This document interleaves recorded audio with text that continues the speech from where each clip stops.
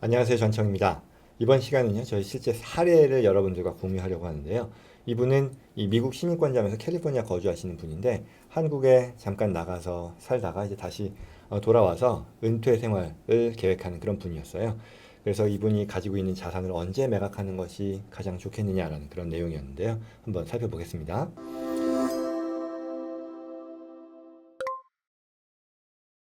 좀 각색을 했어요. 이메일로 물론 문의가 와서 저희가 실제 상담을 최근 진행했습니다. 60대 중반의 부부이시고 캘리포니아에서 지내시고요. 노년을 이제 동부 쪽에 아마 자녀 가족들이 있어서였던 것 같은데요. 보내려고 하고 그리고 미국 내 이주를 생각하고 있다.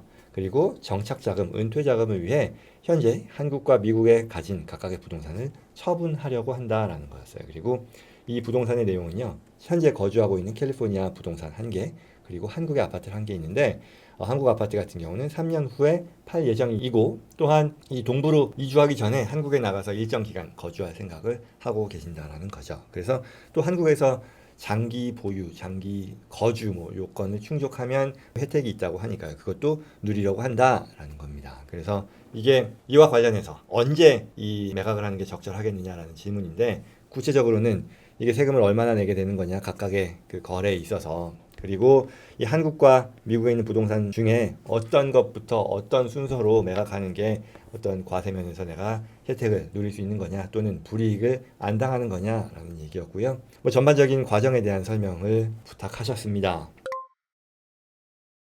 그래서 이걸 조금 정리를 하면요. 뭐 홍길동 씨라고 할게요. 65세인 거죠. 미국에 이민을 온 지 꽤 오래 되셨습니다. 그리고 지금 현재는 캘리포니아 주에 부인과 함께 거주하는 상황이고요. 추후에 은퇴를 하고 이제 은퇴 이후에는 동부로 이주할 생각이다라는 것이고요. 그리고 한국과 미국에 보유하고 있는 자산을 처분해서 노후 자금으로 쓰려고 한다라는 것이고요. 그리고 한국 부동산 같은 경우는 지금 뭐 보유 기간이 어느 정도 됐는데 이게 장기 보유 그리고 또 거주 요건을 만족하면 몇 가지 혜택이 있다고 들어서 그거 충족하는 것뿐만 아니라 한국에 이제는 지금 현재 캘리포니아에서 은퇴를 하셨으니까요. 한국에 가서 어느 정도 시간을 보낼 생각이다라는 그런 계획인 거죠. 그래서 홍길동 씨 고민이요. 각 부동산 매각했을 때 세금 얼마나 내는지 절세를 위해서 그리고 내가 우선순위를 어떻게 가져가는 게 바람직할지에 대한 것 그리고 송금하는 데 있어서 한국에서 특히 부동산을 매각한 뒤에 송금하는 데 있어서 내가 뭐 불이익 내지는 주의사항 또는 안 되는 그런 규정 이런 것들이 있을지에 대한 질문이었습니다.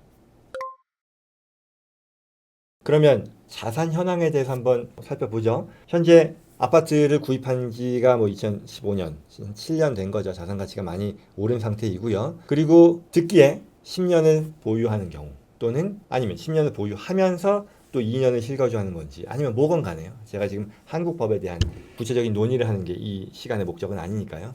어찌됐건 이와 같은 장기 보유, 장기 거주의 요건을 만족하면 양도소득세 한국에서요. 혜택을 받을 수 있다라고 하네요. 그래서 겸사겸사로요. 몇 년 거주할 생각을 하고 있다라는 그런 상황인 거죠. 자, 미국 부동산 같은 경우는요. 캘리포니아에 현재 거주하고 있는 거주용 부동산을 한 채 보유하고 있는 거죠. 그러나 이제 동부로 한국 갔다가 와서 캘리포니아로 안 오고요. 자녀들이 있는 동부로 은퇴해서 이주할 계획이기 때문에 해당 부동산은 이제 팔고 자금을 마련할 생각이라는 거죠. 그래서 언제 어디에서 팔 것인지에 대한 어디에 거주하고 있을 때 팔 것인지에 대한 그런 고민이죠. 이게 좀 암담할 수도 있겠고요. 간단할 수도 있겠으나 하나하나 따져봐야겠죠. 자, 홍길동 씨의 팩트는요. 현재 캘리포니아에 거주하고 있다. 캘리포니아 거주자이신 거죠. 아까 뭐 20년 이주했으니까 당연히 미국인이면서 동시에 시민권자입니다. 그러면서 캘리포니아 거주자이겠죠. 그리고 한국으로 이주할 계획이 있다라는 얘기였었고요. 그리고 한국과 미국의 미국 캘리포니아죠. 현재 보유하고 있는 부동산은 모두 언제고 간에 동부 가서 은퇴하기 전에 매각할 계획이다라는 것이죠. 그래서 이렇게 은퇴 자금으로 활용할 계획이다라는 게 시나리오입니다. 그러면 이제 관련 이 홍길동 씨가 고려해야 되는 그런 세법상의 규정에 대한 것을 간단히 먼저 말씀드릴게요. 거주자 여부가 굉장히 중요할 텐데요. 거주자는 결국 각 나라의 국내법에 따라서 결정이 되는 거죠. 그랬을 때 한국에서 한국 세법상 거주자를 판단하는 기준이 있을 것이고요. 또 미국에서 미국 세법상 거주자를 판단하는 기준이 있을 겁니다. 한번 살펴보죠. 오히려 한국이요 더 단순해요. 그렇지만 그렇지가 않습니다. 무슨 얘기냐? 한국은요, 그냥 183일 기준이라고 해요. 그래서 그 해에 183일 이상 거주하면 거주자, 그렇지 않으면 비거주자라고 일반 규정은 나와 있습니다. 그러나 여기에는 여러 가지 예외 조항들이 있어요. 그래서 일시적으로 해외 주재원으로 나왔을 경우라던가 또는 거주의 의사가 어디에 있건 뭐 지금 제가 머릿속에 있는 것들을 다 얘기할 수는 없겠으나 183일이라고 하는 일반 규정이 있음에도 불구하고 이게 충족되지 않는다 해도 예컨대 뭐 내가 150일 또는 그 이하 또는 심지어는 전혀 없는 거주하지 않는 기간이라 하더라도 한국의 입장에서는 이게 기타 규정들을 활용해서 거주자로 만들 수 있는 이런 여러 가지 예외 조항들이 있다라는 말씀을 드린 거고요. 미국 같은 경우는요, 의외로 또는 이런 관점에서 보면 더 straightforward한 거죠. 더 확실한 거죠. 뭐냐, 세 가지가 있는데요. 시민권자의 경우 거주자입니다. 미국에서 거주자라는 얘기고요.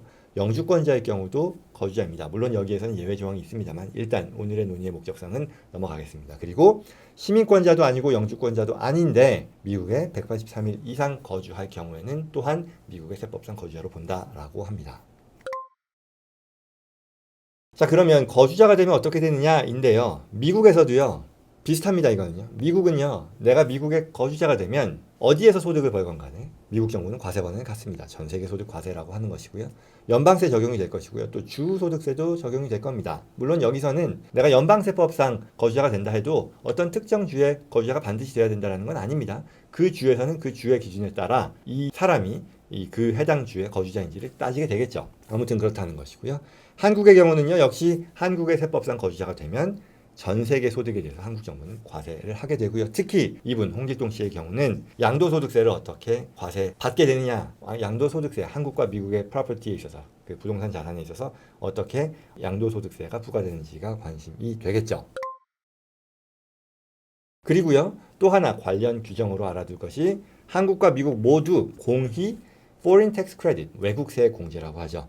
동일 소득에 대해서 한 나라에서 부담한 세금이라고 하면 그걸 다른 나라에서 부과되는 세금으로 활용할 수 있게 해준다는 뜻입니다. 이건 너무 좀 단순화시키긴 했는데 구체적으로는 뭐냐면 예를 들어요. 한국에서 부동산을 매각해서 발생한 소득에 대해서 한국 정부 당연히 과세를 할 거란 말이죠. 부동산, 한국 부동산일 테니까. 그런데 내가 만약에 미국 거주자라고 하면 이게 미국 거주자이기 때문에 월드와이드, 전 세계 소득 과세잖아요. 그러니 미국 정부도 이와 같은 한국 자산의 매각에 대해서 과세 권한을 갖는데 그런데 미국 정부가 이 과세 소득에 대해서 과세를 하는 데 있어서 그 소득이 한국에서도 과세가 되니 그 한국에 과세된 금액만큼에 대해서는 미국 소득세를 줄이는데 크레딧으로 쓸 수 있게 해준다라는 그런 뜻이 이 외국세 공제 개념입니다. 한국도 마찬가지로 비슷한 상황에서 적용을 할 수 있는 그런 규정이 있는 거죠.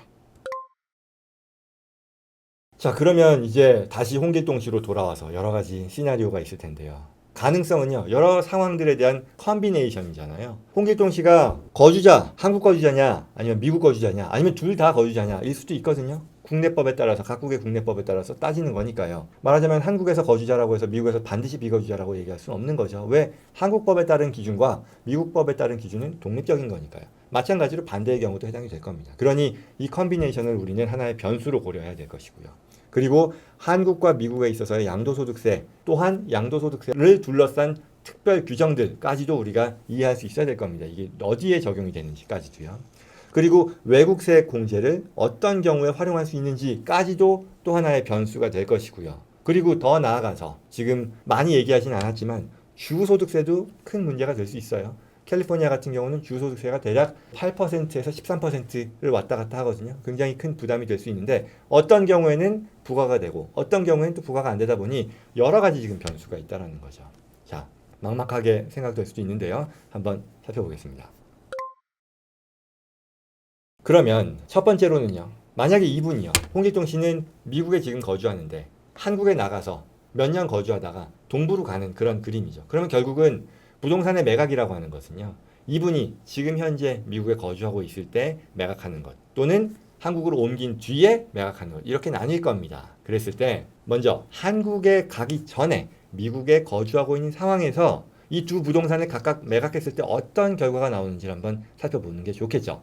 그러면 자, 미국에 지금 거주하는 상황에서는요. 홍길동 씨는요. 한국에서는 비거주자가 될 겁니다. 왜냐하면 183일 기준이잖아요. 한국에서는 일반 법이죠. 그리고 이분이 뭐 20여 년을 미국에 와서 경제 활동을 하면서 자리를 잡았다라는 것으로 미루어 볼 때 한국과의 연은 뭐 자연스럽게 적어도 경제적인 면에 있어서 끊겼고 한국에서 거주자로 볼 여러 가지 그 예외 조항들의 적용은 해당 사항이 없을 거다라고 봐도 되겠죠. 그래서 한국 비거주자라고 보고요. 그리고 또한 미국에서는 당연히 거주자겠죠. 그러면 이런 상황에서 어떤 규정이 적용이 될까요? 미국 부동산과 관련해서죠. 미국 부동산을 매각한다고 했을 때 보죠. 자, 한국에서는요, 이 미국 부동산에 대해 과세가 될까요? 안 될까요?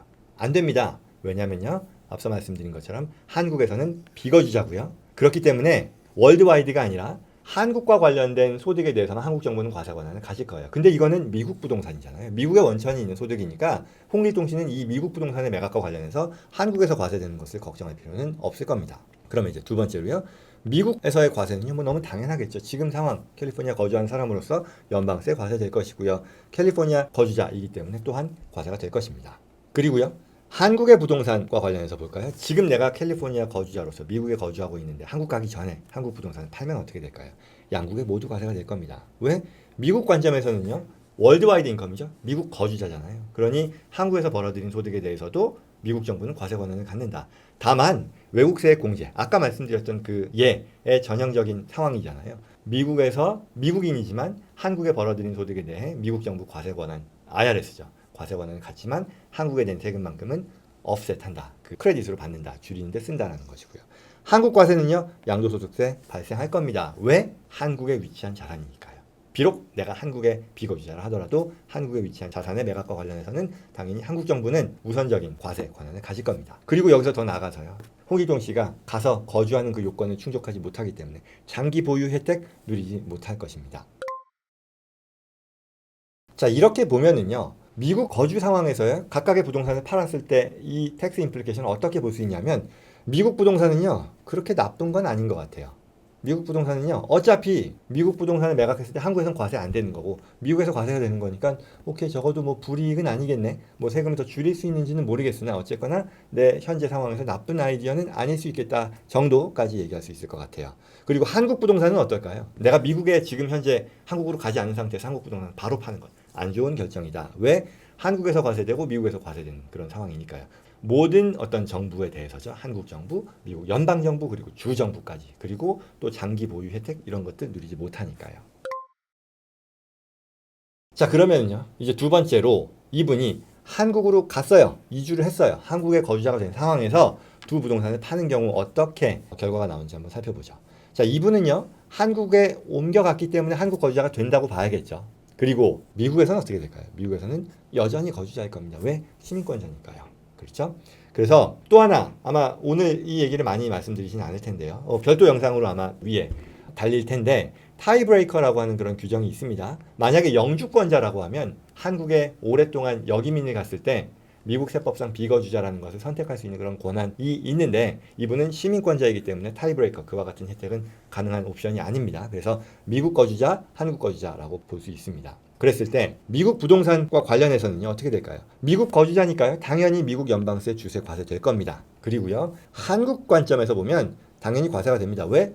한국 거주자가 됐으니까요. 미국 부동산이라 하더라도 물론 이 상황에서요 한국에서 과세를 할 때 미국에 부담한 그런 세액만큼은 또한 외국세 공제로 혜택을 볼 수 있겠죠. 그럼에도 한국의 과세 대상 거래다라는 것은 정해지는 거죠. 결국 그 말은 양국에 모두 과세가 된다라고 볼 수 있겠죠. 그러면 한국 부동산은 어떻게 될까요? 한국에 거주하는 한국인이 됐어요. 그랬을 때 한국 부동산은 우선 장기 보유 아까 얘기했던 그게 뭐건 간에 이 양도소득세 감면 혜택은 아마도 누릴 수 있을 거겠죠. 누리는 그 자격을 확보한 뒤에 매각할 테니까요. 그래서 혜택을 볼 수 있을 것이고요. 그런데 미국에서도 거주자라 그랬죠. 시민권자니까. 그러면 연방세 내게 될 겁니다. 물론 앞서 말씀드린 것처럼 한국 부동산에 대해서 한국에서 과세가 됐으니 미국에서도 미국 거주자로서 이와 같은 거래에 대해 과세를 할지언정 외국세 공제를 활용할 수 있을 겁니다. 그런데 여기서 더 좋은 점은 뭐냐면 한국의 장기 거주자로 이제 가게 된 거잖아요. 한국에 간 뒤에 이제 자산을 매각하는 거니까 주세는 어떻게 될까요? 이분이 원래 캘리포니아 거주자였었단 말이죠. 근데 이제 더 이상 캘리포니아 거주자가 아니죠. 그렇기 때문에 캘리포니아의 주 법상으로는요. 캘리포니아 거주자가 벌어들이는 소득이거나 아니면 자산이 캘리포니아에 위치한 그런 소득의 경우에만 과세 권한을 갖는데 이 경우에는 어디에도 해당이 안 되겠죠. 즉 한국에 위치한 자산이고 미국의 거주자이지만 시민권자이기 때문에 미국의 거주자이지만 그러나 캘리포니아에서는 떠났잖아요. 캘리포니아에서는 비거주자가 된 거죠. 따라서 캘리포니아 세금은 더 이상 걱정거리가 아니게 된다라는 그런 결론을 낼 수 있을 겁니다. 결국 이 말은요. 한국에 옮겨간 이후에 자산을 매각하면 미국 부동산의 경우는요. 미국에서 거주할 때 매각하는 것보다 더 좋을 건 없을 거라고 볼 수 있을 겁니다. 그리고요. 그에 반해 한국 부동산은요. 미국에서 거주할 때의 매각보다 더 유리하다라고 볼 수 있겠죠. 왜? 주에 부담하는 세금이 없을 테니까요. 자, 그럼 이거를 정리를 한번 해볼게요. 한국 부동산과 미국 부동산이고요. 한국에 이주한 뒤에 매각하는 경우 또는 한국에 이주하기 전에 매각하는 경우일 텐데요. 한국 부동산에 대해서는요. 한국에 이주한 뒤에 매각을 하는 것이요. 한국에서 절세가 가능하죠. 장기 보유, 장기 거주 뭐 이런 것들이 있으니까요. 그리고 미국 연방세 부담하지만 그러나 외국세 공제를 통해서 어느 정도 혜택을 볼 거란 말이죠. 그런데 가장 큰 혜택은요. 미국의 주세, 한국 부동산에 대해서 혜택을 누리게 된다는 거죠. 주세를 부담하지 않으니까요. 그런데 이에 반해 미국에 거주할 경우 그때 매각하면 이와 같은 혜택이 없으니 한국 부동산에 관해서는 한국에 이주한 뒤에 매각하는 것이 더 유리하겠다라고 볼 수 있을 겁니다. 반면 미국 부동산 같은 경우는요. 한국에 이주한 뒤에 매각했을 때 두 나라 모두 과세가 되는 거죠. 외국세 공제 이런저런 것들을 다 따져도요. 결과적으로는 이게 뒤이어 저희가 과거에 이 외국세 공제 컨셉에 대해서 설명한 그런 영상이 있는데 그걸 참고해 보시면 더 구체적으로 아실 수 있겠습니다만 기본적으로 외국세 공제의 컨셉이라는 것이 두 나라에 다 세금을 부담하지만 잘 활용하면 이 외국세 공제 제도를 놓치지 않고 활용하면 결과적으로는 높은 나라의 세율에 해당되는 금액을 한 번 세금으로 내게 된다는 건데요. 결국 그와 같은 내용이 여기서도 적용이 될 겁니다. 그런데 그에 반해 미국에 거주할 때 미국 부동산을 매각한다라고 하면 좋은 점은 뭐냐면요. 한국에서 과세가 안 된다는 거죠. 왜? 이 시점에서는 앞서 말씀드린 것처럼 미국 거주자 또한 한국 거주자가 아니기 때문에 한국 정부는 미국 부동산에 과세 권한이 없다라는 거죠. 따라서 미국 부동산에 관해서는 미국 거주하는 상황에 와서 매각하는 것이 더 유리하겠다. 결론, 홍길동 씨는 지금과 같은 상황에서 미국에 있을 때, 즉 한국에 이주하기 전에 미국 부동산을 매각하고 한국에 이주한 뒤에 한국 부동산을 매각함으로써 자금을 확보하고 뒤이어 리타이어먼트 그 펀드로 활용하기 위해 자금을 이전하는 것이 한국의 자금을 미국으로 이전하는 것이 가장 유리하겠다라는 그런 결론을 낼 수 있었습니다. 예, 그래서 그 내용이 미국, 한국 각 부동산 중 어떤 것을 어디에서 먼저 팔아야 할까에 대한 답으로서 미국에 있을 때 미국 부동산 매각하고 한국에 가서 2년 거주 조건을 충족한 뒤에 한국 부동산을 매각하는 것이 가장 바람직하겠다라는 그런 결론인 거죠. 그리고 이제 이어지는 고민으로서 이 부동산 매각 이후에 자금의 이전과 관련된 질문이 있었는데요. 이거 역시도 굉장히 많이 받는 질문입니다. 제가 이제 한국법을 전문으로 하는 전문가는 아니지만 그래도 제가 자주 하는 말로 서당계로서 어떻게 돌아가는지를 조언할 수는 있는데요. 한국에서 가장 중요한 거는요. 한국의 자금을 미국으로 송금하는 데 있어서 가장 중요한 것은 90% 이상의 비중을 차지하는 것이 텍스 클리어런스인 것 같아요. 그래서 그 말은 뭐냐면 결국 내가 이 송금 대상이 되는 자산을 조성하는 데 있어서 과거에 세금을 다 잘 낸 돈이냐라는 것을 소명할 수 있어야 된다는 거죠. 그리고 두 번째로 이제 나오는 이슈가요. 이건 첫 번째 텍스 클리어런스에 비할 바가 없을 만큼 상대적으로 작은 이슈인데 어쨌거나 자금의 송금을 한국에서 내보낼 때 한국인으로서 송금하는 것이냐 아니면 미국인 또는 뭐 해외 거주자, 한국의 비거주자로서 송금하느냐가 중요한 이슈가 됩니다. 그래서 다시 말씀드리면 자산을 이동하는 데 있어서 주의해야 될 점은 자금 출처 그리고 매각 대금이 세금을 낸 돈이다라고 하는 텍스 클리어런스를 받아야 한다는 그런 규정인 거죠. 그리고 홍길동 씨 같은 경우는 오랜 기간 이 자산을 보유해 왔기 때문에 그리고 매각 후에 매각 대금을 보내는 거니까요. 양도세를 다 내겠죠. 그런 면에서 아마도 문제가 없을 것이라고 예상하는데요. 그럼에도 저희 또 경험을 놓고 보면 보유 기간이 짧으면 실제 그 자산을 구입한 자금에 대한 것까지도 넘어갑니다. 그래서 그런 부분까지도 뭐 케이스 바이 케이스일 텐데요. 고려해야 될 것이고요. 그리고 또 이런 질문도 하셨던 거예요. 그러면 텍스 클리어런스는 됐으니 자산을 옮기는 데서 그 밖의 조건으로서 미국인이냐 또는 한국 거주자냐 아니면 한국 비거주자냐 일 텐데요. 한국 거주자로서 매각 대금을 옮기는 상황이 된다면 이 자금의 이전은요, 한국에 계속해서 외환 당국이죠. 그러니까 외국 환은행이고 또 경우에 따라서는 한국은행까지 같이 두 군데를 맞물려서 보고해야 되는데요. 사후 보고라는 개념이 있습니다. 그래서 매년 또는 뭐 매 2년마다 자금의 활용 상황에 대한 것들을 보고하는 그런 의무가 계속해서 부과된다라고 볼 수 있고요.